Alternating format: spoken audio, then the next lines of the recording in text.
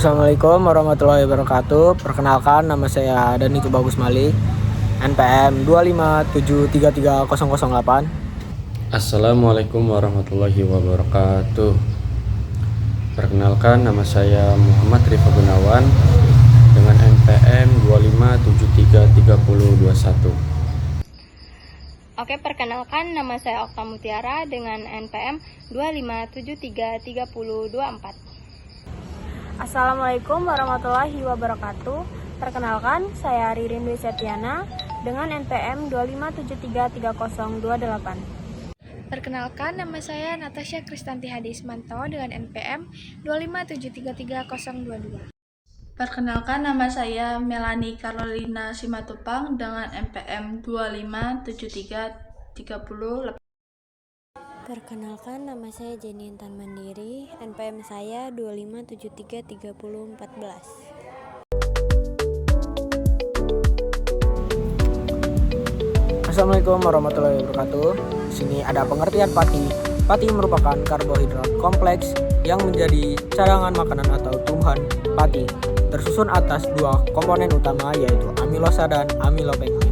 Amilosa memiliki struktur rantai lurus sehingga menghasilkan gel yang lebih kuat. Sedangkan amilopektin memiliki struktur bercabang sehingga menghasilkan tekstur yang lebih lengket. Pati banyak ditemukan pada beras, jagung, dan kentang, singkong, gandum, dan sagu.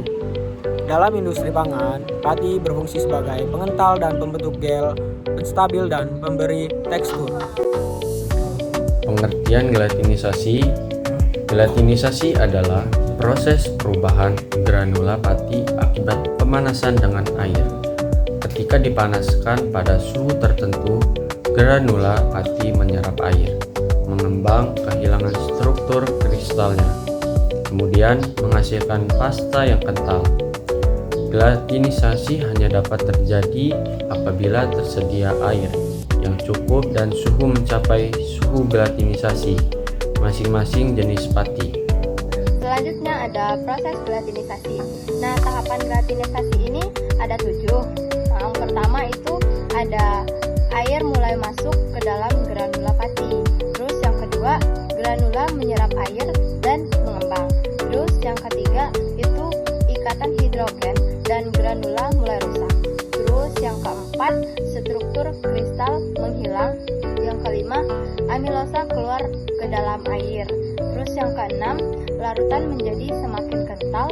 Yang ketujuh, ada jika pemanasan diteruskan, granula dapat pecah sehingga viskositasnya itu menurun. Paparkan materi mengenai beberapa faktor yang mempengaruhi gelatinisasi. Yang pertama ada suhu pemanasan, yang kedua jumlah air, ketiga jenis pati, keempat kandungan amilosa dan amilopektin, kemudian ada pH, penambahan gula, penambahan garam, penambahan lemak, dan lama pemanasan. Semakin tinggi suhu hingga batas tertentu, semakin cepat proses gelatinisasi berlangsung.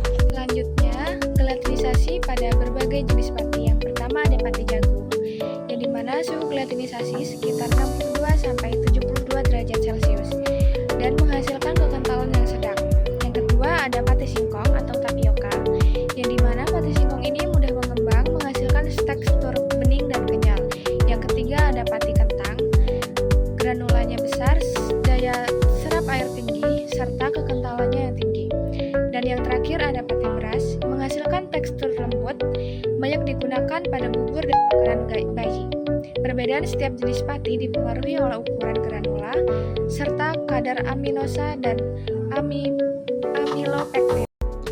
Gelatinisasi banyak dimanfaatkan dalam industri pangan, antara lain pada bubur, saus, puding, mie, bakso, roti, biskuit, ataupun es krim.